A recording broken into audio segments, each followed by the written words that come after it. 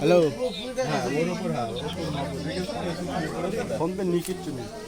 আপনারা দেখতে পাচ্ছেন এখানে জগন্নাথপুর পঞ্চায়েতের আইএসএফ এর সভাপতির বাড়িতে আগুন লাগিয়ে দেওয়া হয়েছে।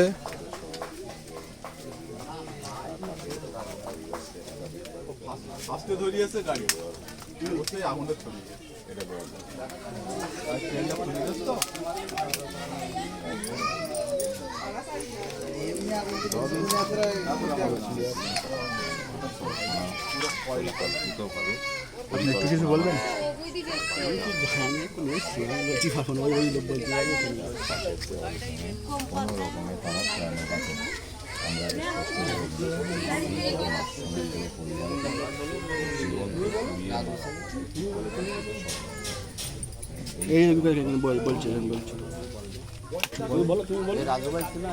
তুমি বলো না, যেটা দেখো সেটা বলো। আসলে এখানে কি ঘটেছিল একটু নিচে নামে?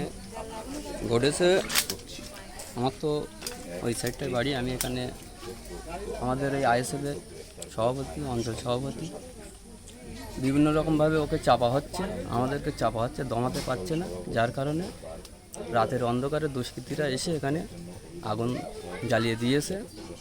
এক কথায় মেরে ফেলার পরিকল্পনা ছিল। তারপরে ও যখন আমাকে ফোন করলো, আমি এখানে এসে দেখলাম, তখন এখানকার লোকজন সবাই মিলে আগুনটা থামিয়েছে। তাদেরকে চিহ্নিত করা গেছে? না, এই পর্যন্ত এখনো পর্যন্ত জানা যায়নি। কে করেছে? প্রশাসন এসেছিল, দেখলো, প্রশাসন তদন্ত করবে সেই আশ্বাস আমাদের দিয়েছে। আমাদের বিভিন্ন নেতৃত্বরা এসছে এখানে। এখন প্রশাসনের উপর আমাদের নির্ভর।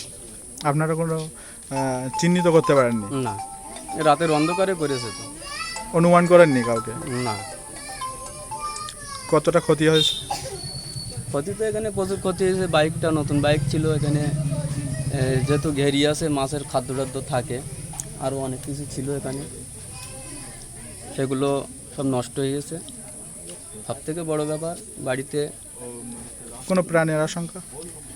আশঙ্কা তো ছিল, সেইভাবে সবাই যদি নজর না দিত, যদি না দেখতো, সেরকম ছিল। যেহেতু দুটো বাচ্চা থাকে এখানে। বাচ্চা ছিল? হ্যাঁ, দুটো বাচ্চা ছিল। ক্ষতি কেমন হয়েছে মোটামুটি? এখন কত টাকার মতো?